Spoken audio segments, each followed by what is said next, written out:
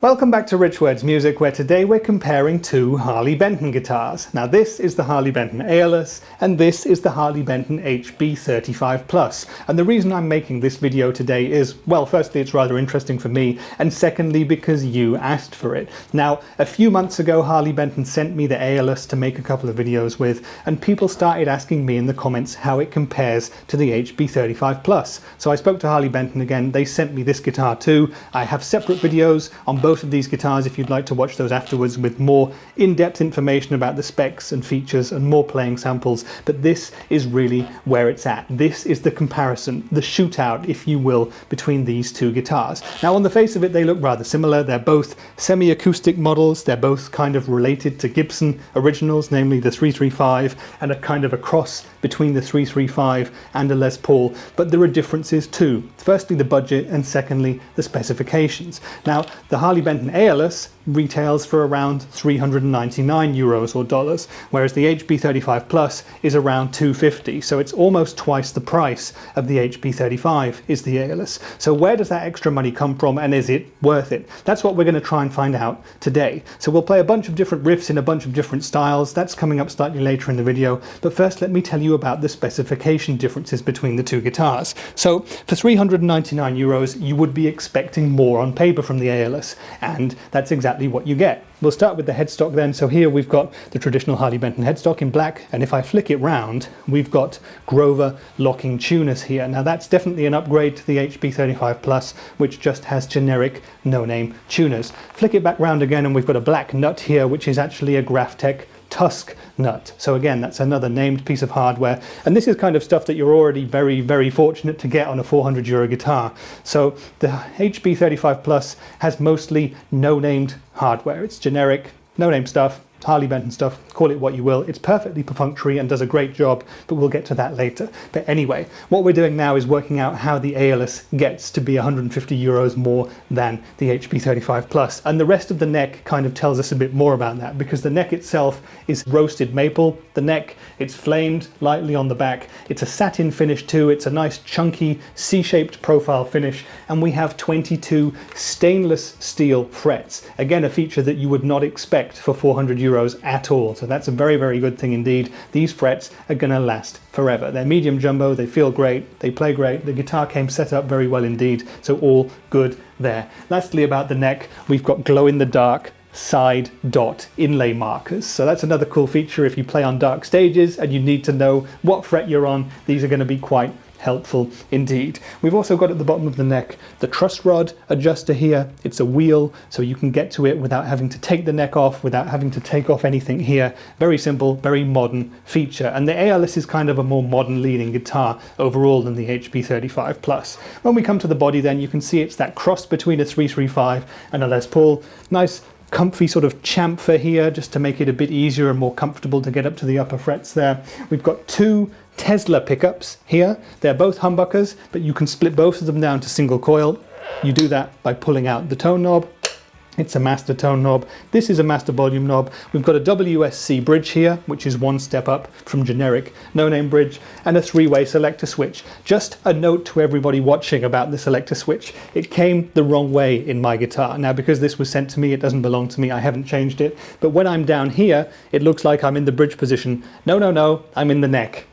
This is the bridge, this is the neck. When we get to the playing part of the video, there will be texts at all times to tell you what exactly we're playing.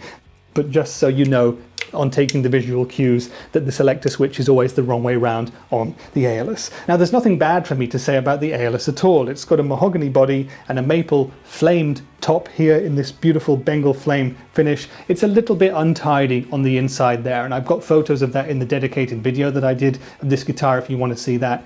But apart from that, amazing value for money on paper and in feel for 400 euros. If I flick it over to the back there, we've got a plain black body, so it looks nice and elegant, and that is the Harley Benton Aeolus. That's a lot of bang for your buck for 399 euros. So let's move that one over and take a look at the HB-35, which again, comes in a very in-your-face finish, this one being metallic green. And this is very divisive. I've seen people saying they absolutely hate it, but there are more traditional versions of this guitar finish available. Harley Benton does a cherry, a vintage sunburst, a black, and also a couple of other metallic colours, blue and kind of a peachy, pinky one. So you've got your choice there. But anyway, this is a 335 style of guitar, so it's more traditional throughout. It's a maple body with a maple neck, and the back and sides and also the neck are in a nice pale natural maple finish there. It's quite a beautiful guitar, this one as well. If it wasn't for the green finish, if we had a cherry red version, it would be a very traditional, beautiful guitar indeed. But because it's metallic green, we've also got some nice gold hardware throughout, all the way up to the tuners, up on the headstock here. That goes well with the green. And the Pau Ferro fingerboard is very light brown, which is something I don't personally like that much. I would prefer darker rosewood or ebony, but at this price point in 2021, that's not going to happen. And this Pau Ferro board in this kind of golden caramelly brown actually fits with the rest of the aesthetic of the guitar pretty well. So we've got two Roswell humbuckers, as befits a Harley Benton guitar most of the time. They're often seen with Roswells, and these are also splittable, just like the Aeolus. You pull up both of the volume controls to split them. And you do have one advantage with the HB-35 Plus in this regard, because it means that you can either have both split at the same time, both humbuckers at the same time, or you can have the neck or the bridge as a humbucker while the other pickup is single coil. So you do, in theory, have extra tonal options compared to the Aeolus. Just something you should know. Now we have a tone control for both of the pickups there. If we move up to the neck, as I've said, maple, Pau Ferro, 22 medium jumbo frets. It's a slightly slimmer C-shaped neck than the neck on the Aeolus, but still very comfortable. It has a poly finish too, so it's not quite as slinky as the Aeolus. And if we go up to the headstock, that black Harley Benton headstock there, and gold no-name tuners. So the hardware on the Harley Benton HB-35 Plus is pretty much all no-name generic stuff, but it does do the job very well indeed. The guitar sounds great, it played great, I can tell you that already, but we'll speak in a bit more detail about that kind of stuff afterwards. So what we're going to do now is play both guitars. We're going to play a bunch of different riffs in different styles and different genres and see which handles everything the best. Now my rig for today is going to be my Hughes & Kettner Black Spirit 200 head, and we'll start on the amp's clean channel and do some folk and some pop and some indie stuff. Then we'll kick in the Greer Lightspeed overdrive pedal and do some light, crunchy stuff. We'll do some classic rock and a bit more indie, I think, because I like indie. Next, we'll head to the amp's lead channel and do some hard rock and some alternative rock. And finally, we'll go to the clean channel of the amp and engage the Rev G3 distortion pedal. We'll tune the two guitars down to drop D, and we'll see if they can do a bit of metal and even if they can chug. Afterwards, what I'm going to do is tell you my full and thorough opinions on both guitars, which I prefer and which I think is more worth your money. So stick around for that. But this is the Harley Benton HB-35 Plus versus the Harley Benton Aeolus. Let's play them now and speak in more detail about them afterwards.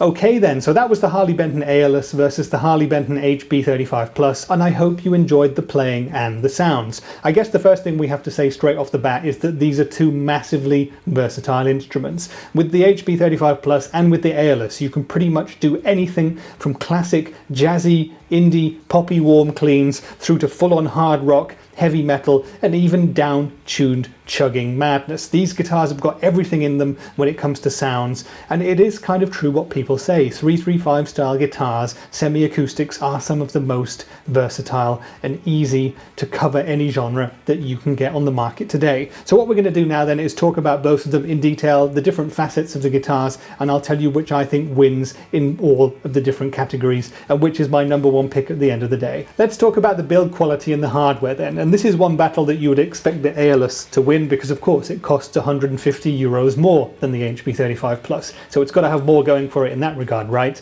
Well, on paper it certainly does. You've got the Grover locking tuners, you've got the Graphtec Tusk nut, you've got this roasted maple satin finished neck with stainless steel frets, you've got Tesla pickups, you've got a spoke wheel for adjusting the truss rod, so everywhere across the guitar you've kind of leveled up from the standard Harley Benton, because of course the HB-35 Plus is pretty much generic no-name stuff across the board when it comes to hardware, and it has the standard Harley Benton Roswell pickups. So the Aeolus wins in that regard, but in terms of the rest of it then, both guitars felt great when I got them out of the box. They'd been set up pretty well. I didn't have any special setups done by Harley Benton or anything like that. I just got a completely standard guitar as any Thomann customer would get. And the frets were done well on all the guitars, the setup was absolutely fine, the intonation was good, the action was decent at a very nice, lowish, playable height on both of them, so no problems there whatsoever. As I mentioned in the dedicated video for the Aeolus, a bit of untidiness inside there, and as I mentioned in the HB-35 Plus video as well, there's a few finish imperfections if you really get close and look at it through a kind of magnifying glass or something like that, but they're very, very decent guitars when you look them up close. When you hold them in your hands, they feel like they're worth a lot more money than they are. So in this regard, I think I'm going to give the build quality and hardware title to the Aeolus this time, but you know, if they were both being made to the same price point, they would probably be absolutely equal. And now we come to the playability of the two guitars, and this is where we're going to start diverging slightly, because although both guitars played fantastically well when they came out the box, and both had been set up very well indeed, the Aeolus and the HB-35 Plus have very different necks, and the neck of course is crucial to a guitar's playability. So first the Aeolus then. So this has a fairly chunky C-shaped profile neck. It's flamed roasted maple with a roasted maple fingerboard, and you've got those 22 medium jumbo stainless steel frets. And this neck is an absolute joy to play. Now, I should say that the Aeolus feels like a very modern guitar to play, as well as looking more modern than the HB-35 Plus does. I feel like I have to play it a little bit more gently and a bit more dynamically than the HB-35 Plus. With the HB-35 Plus, you can really dig in. You really have to play into it to get the most from it, but you can have a really gentle touch and still succeed with the Aeolus. So as soon as I got this guitar into my hands, it felt like home. It's super slinky because it's satin, and it wins over the HB-35 Plus in that regard. So the HB-35 Plus has a slightly slimmer neck. most of all in this dimension here. So from the fingerboard through to the back of the neck, that's where it's smaller than the Aeolus. It's poly as well, so if you don't like a poly finish, you'd probably want to go to the satin finish of the Aeolus or a different satin neck finished guitar there. But in terms of the overall playability of the HB-35 Plus, it's fantastic. It feels really, really good. It had been set up as well as the Aeolus had. It's a slightly slimmer neck, as I said. It's more of a classic feel to it, and like I said, you can play into it, dig into it much more to really get maximum results from it. But the two necks are very different and give you overall a similar level of quality when it comes to the playability. So the other playability factor that's maybe going to influence you between these two guitars is the body itself. Now the Aeolus has a smaller body, it's more like halfway between a 335 and a Les Paul in terms of size. It's very, very comfortable and easy to play indeed. It doesn't feel big in any way, whereas the HB-35 Plus feels like a 335, so it's a much chunkier experience overall. And if that's something you don't like, you definitely prefer the body size of the Aeolus. The Aeolus has a couple of nice little chamfers to make it comfier and easier to get up to the higher frets, but the HB-35 Plus also has great upper fret access, so if you spend any length of time up there, unlike me of course, you'll be absolutely fine with both of the two guitars. I guess a final thing that I wanted to mention about the playability is the weight of the guitars. Now, if you've got a heavy guitar and you're standing with it on a strap for ages, you're gonna do your back in at some point. So both of these guitars need to be at a weight which is decent for people who are both sitting down and standing up playing. And the two guitars actually weigh very similar weights. The HB-35 Plus is just a tad heavier. Now that came in at just under 3.5 kilograms, which is about 7 pounds 11, and the Aeolus is 3.46 kilograms, which is about 7 pounds 10. So really not that much in it. They're both decent weighing guitars. They both feel solid in the hand, not too heavy, not too light, very good indeed. So in terms of playability, similar jobs, the main difference being the necks. Do you want satin? If you do, you want the Aeolus. If you want a poly, slightly thinner neck, you want the HB-35 Plus. And now we come to that other most crucial of factors, which is the sounds. Which of these two guitars sounds better? And this is actually a really tricky question to answer. Now, when I was playing the guitars, I was listening through headphones to my Hughes & Kettner amp as I played, and I thought that the HB-35 Plus definitely had the edge for pretty much everything. But that was a different experience when I went back and looked at the videos, as I always do before I do these speaking parts, just to hear them again and to hear them through different speakers, because I got different results. Now, I should also say that I feel that it's quite strange how similar these two guitars sound. They have very different features, very different specifications, including the pickups, of course. They have different body sizes, they're made of different woods, and yet for most of the sounds they sound very similar indeed. Remarkably so, I would say. And if I didn't know any better, I would almost say that, you know, I could totally imagine that these Tesla pickups in the Aeolus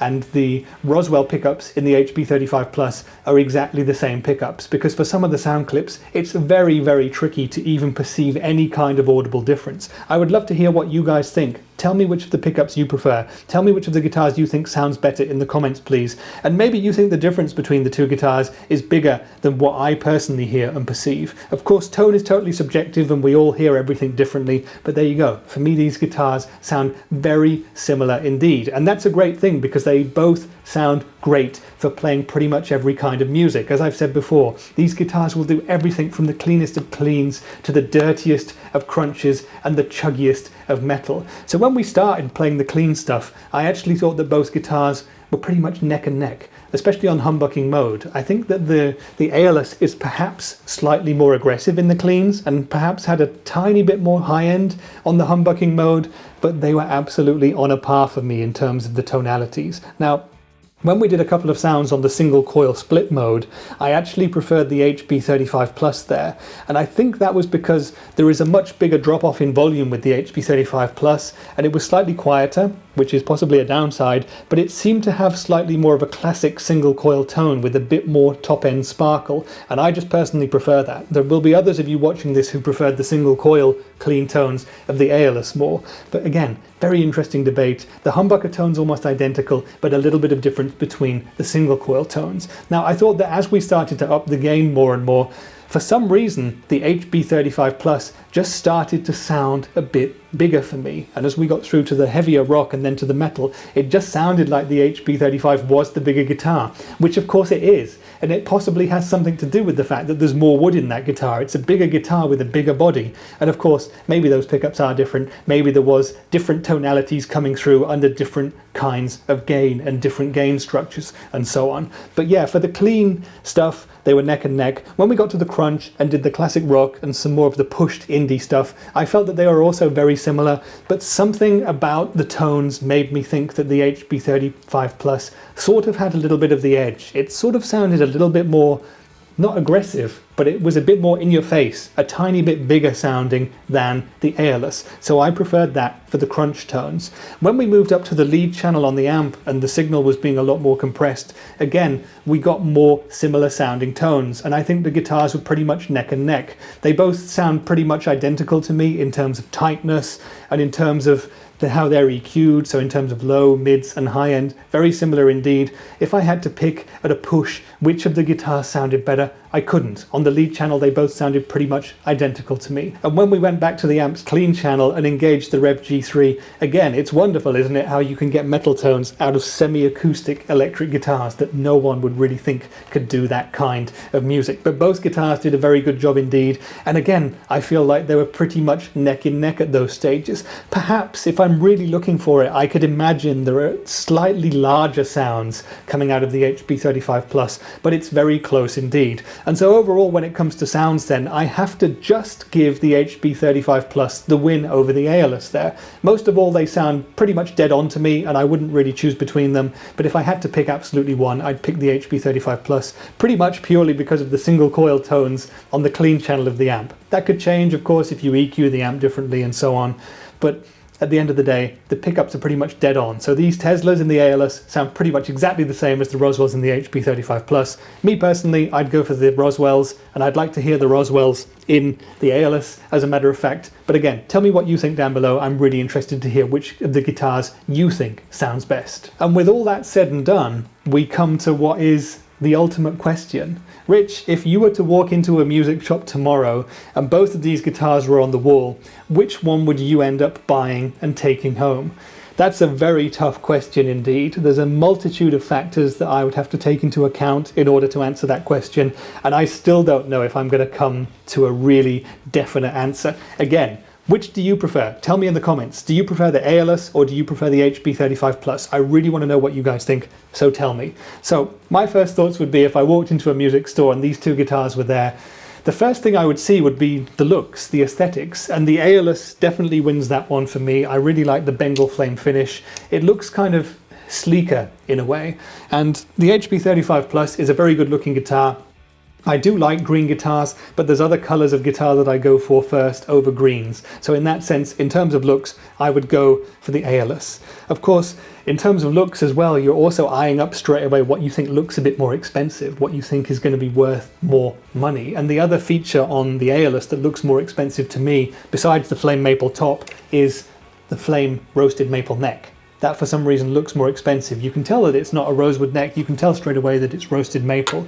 Now the HB-35 Plus has the Pau Ferro fingerboard, and I just personally have probably an irrational, not dislike, of Pau Ferro. I just feel like I would prefer to have rosewood or ebony if the choice was there. I sound like a broken record probably because I say that in every video, but it's the truth. That's what I think, so there you go. In terms of looks, I would pick the Aeolus. Now after that, I would pick the two guitars up and I would plug them in and play them. And that's when we come to how the guitars sound and how they play and feel. Now in terms of sounds, I've just said they're pretty much dead on for me. They both do almost everything I could ever imagine playing on them ever. If I really had to pick between the two, it would be the HB-35 Plus, purely for that split coil tone when playing clean, but overall they are dead on, neck and neck in terms of sounds. And then we come to the feel and the playability. The first thing that would catch my eye would be the satin neck on the Aeolus. For me personally, that's always a win-win. It just feels smoother, slinkier, and easier to play. When I have a poly-finish neck, I don't have a problem with it, but it's just when I do a direct comparison against another guitar with a satin finish, satin wins pretty much every time. And my other number one guitar at home is my Fender Telecaster, which has a satin Fender maple neck on it. So in that sense, I would give it the Aeolus in terms of playability in that sense. When it comes to the rest of the body and everything else, the HB-35 Plus is on a par with the Aeolus. And I guess what we would come to then is the fact that which of these guitars is worth it more in terms of value for money. Don't forget that you're paying 150 euros more for the Aeolus over the HB-35 Plus. Now, 399 euros for everything you get on this guitar is an absolute steal. You know, stainless steel frets, Grover locking tuners, roasted maple neck and fingerboard. Everything about this guitar screams way more than 399 euros. But that tends to be a Harley Benton thing. They tend to punch above their weight. And for me as well, 250 euros for the HB-35 Plus, that's an absolute steal, because that guitar looks, feels, and sounds fantastic. So it's a really, really good time to be a guitar player. Actually, there are so many amazing affordable guitars out there for your money. Now, in terms of value for money, you have to say that because they're actually quite close overall in terms of performance and quality and everything, the HB-35 Plus wins that in terms of value for money. You know, if you shopped around secondhand, you could get two for the price of one new Aeolus, which is fantastic. You could have another guitar in a different tuning, you could have a different finish, or you could just hang another one on the wall. The choice would be yours. But in terms of pure value for money, I would have to say the HB-35 Plus wins. However, when you look at the long-term game, when you look at the future, how the guitar is going to be in a few years, if you would keep it, I think they start to even out a bit. I sort of feel like if you had the HB-35 Plus, if you bought it as a student or a learner and you grew with it over the years, you'd probably want to upgrade it. Harley Benton guitars are great mod platforms. You might want to put different pickups in it, you might want to put different hardware on it, you know, better tuners, you might want to get the nut upgraded for a bone nut or something like that. And the Aeolus is already one step ahead when it comes to those upgrades and those modifications, you know, and it also has the stainless steel frets. These stainless steel frets are going to last forever. The frets on the HB-35 Plus are not. The locking Grover tuners on the Aeolus are also definitely one step up on the tuners on the HB-35 Plus. The HB-35 Plus tuners are totally fine, but the Grover locking tuners I know are going to be totally fine for many, many years to come. So overall, you pay less for the HB-35 Plus. It's better value for money, but if you're thinking long game, if you're thinking 10 years down the road, which probably not many of us are, they're probably fairly similar. And at the end of the day then, if I was to buy one of these two guitars, I would also have to decide what I would be using it for. Now, if I wanted one guitar to cover absolutely every bass and to be a stage guitar as well, I think I would pick the Aeolus. You know, it's got that slightly smaller body, it's got that satin neck, which is just going to stay slinkier through sweaty gigs. It does all the sounds just the same as the HB-35 Plus, and although it has slightly less in terms of versatility, because the pickups are both either single coil or humbucking, so you've got extra tones there with the HB-35 Plus. I just find that having two knobs for me personally is an easier thing to get to grips with when it comes to playing in pressure situations. So I would definitely pick the Aeolus if I was looking for a live gigging one-size-fits-all solution. If it was going to be a guitar that I would just play at home or have as a studio guitar, you know, I might go for the HB-35 Plus, because you save 150 euros, which you could put into an amazing setup. You could also put into some different hardware if you wanted, but both guitars are going to give you amazing results if you play them at home and if you look after them very well indeed. So my final conclusion on these two guitars are that they're extremely good value for money. They're exceptionally versatile. They both sound, look, and feel great. And at the end of the day, if money was no object, I guess the Aeolus might just slightly edge it for me, because it feels like a guitar that I could play every single day, whereas the HB-35 Plus, you know, sometimes I want to go for a telly, sometimes I want to feel something slightly different. And with the Aeolus, you're closer to being a more overall feeling guitar because of the smaller, more manageable body, and for that satin flame roasted maple neck, which I really, really enjoy. So that's been it for this video. I really hope that you've enjoyed the comparison between the Aeolus and the HB-35 Plus. I really hope that I've answered all and any of the questions that you might have had about these two guitars. If you do have any more though, if there's anything else that you want to know, please tell me, please write it in the comments and I'll answer to the very best of my ability, because I really like sharing the knowledge that I have about these instruments. As I said before, I do have dedicated longer videos with more information about both of these guitars elsewhere on my channel, so go watch those now if you like. But that's been it for today's video. I've been Rich for Rich Words Music, and I'll see you in the next one. Bye for now.